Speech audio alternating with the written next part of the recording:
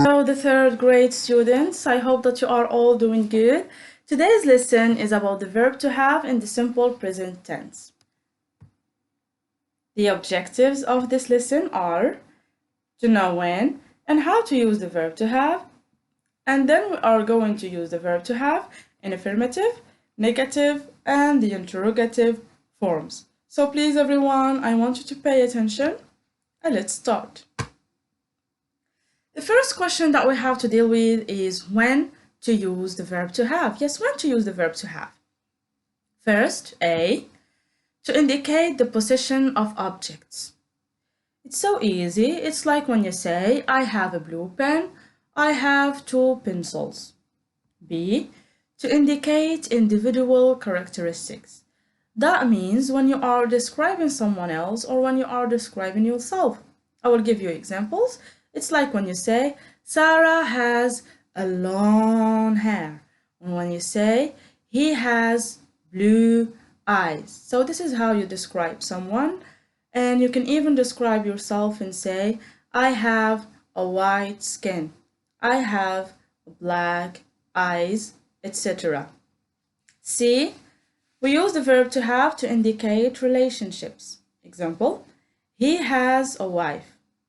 Or when you say, I have a baby sister. And I will give you another example. It's like when you say, I have lots of friends.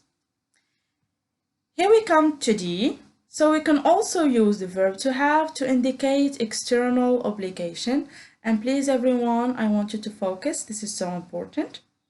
I will give you examples of external obligation.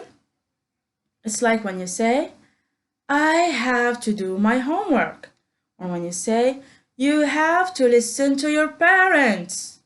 So what do we mean by external obligation? It simply means what someone else is obliging you to do. It's an order. Now I'll give you an example. Me as a teacher, when I give you a homework, do I say, hey students, if you want to do this homework, yes, you can do it. If you don't want to do it, it's okay? Of course not. I say, hey students, you have to do this homework. It's an order, you don't have the choice. You're going to do it.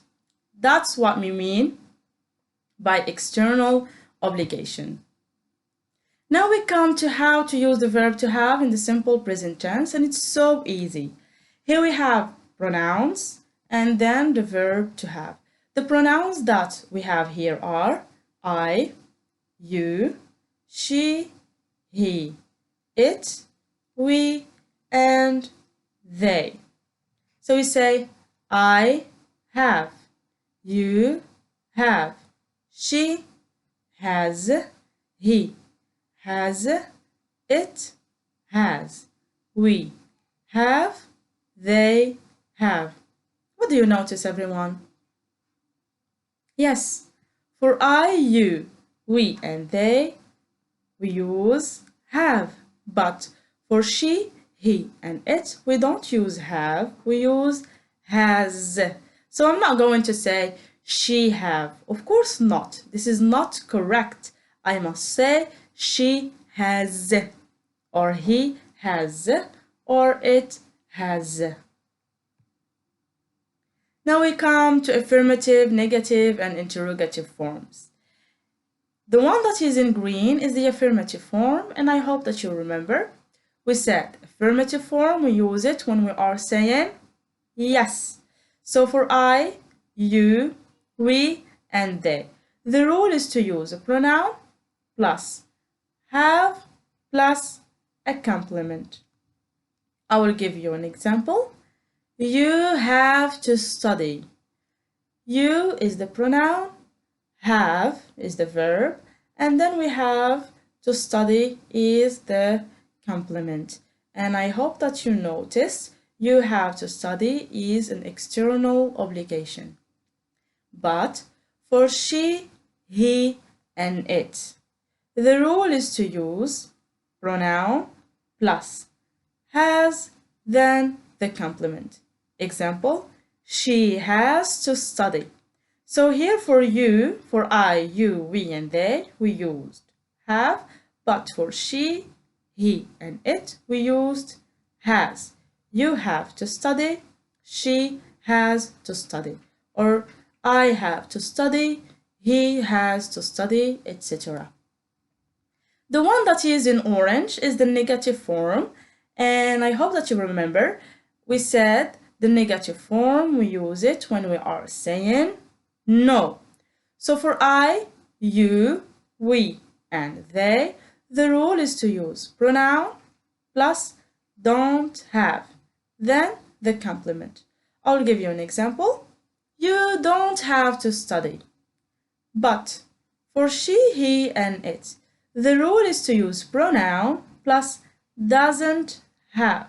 Here we use don't have, but for she, he, and it, we use doesn't have. Then the complement. And the example is she doesn't have to study. Don't have, doesn't have. Here we come to the blue one, and it's the interrogative form.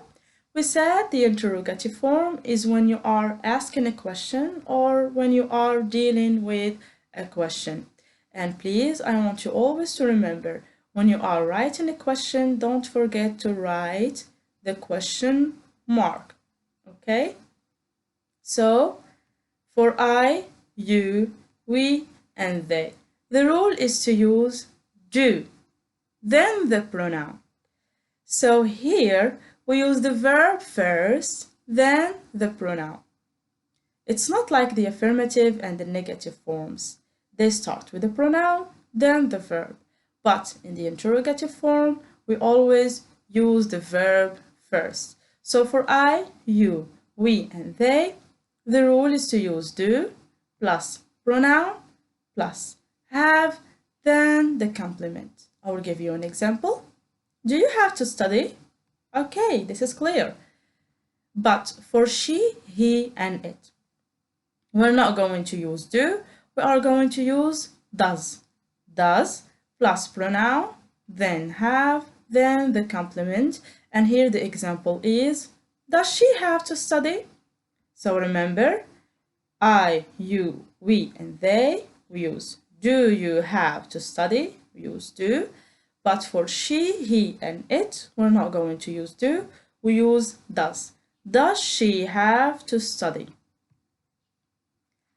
So that's it, everyone. Here we come to practice. Here we have an exercise that we are going to do together. So listen. Choose the correct present tense form of the verb to have for each sentence. Here we have an example. She. Here you see a blank space, a yellow shirt. So what are we going to do? We are going to put the verb to have in the correct form.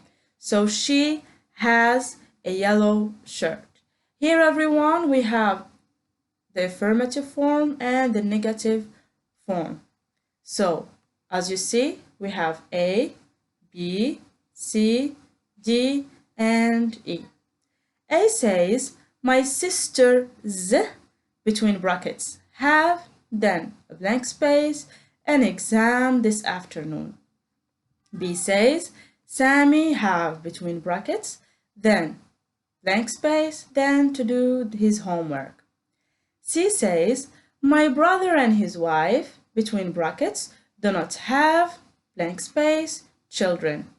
D says, Rizlan do not have, this is a negative form, between brackets, then a blank space, and remember, in this blank space, we are going to put the verb to have. Beautiful flowers in her garden. E says, my friend Jannah and I do not have, between brackets, blank space, time to play. So please, everyone, I'm going to give you a couple of minutes to think about this exercise.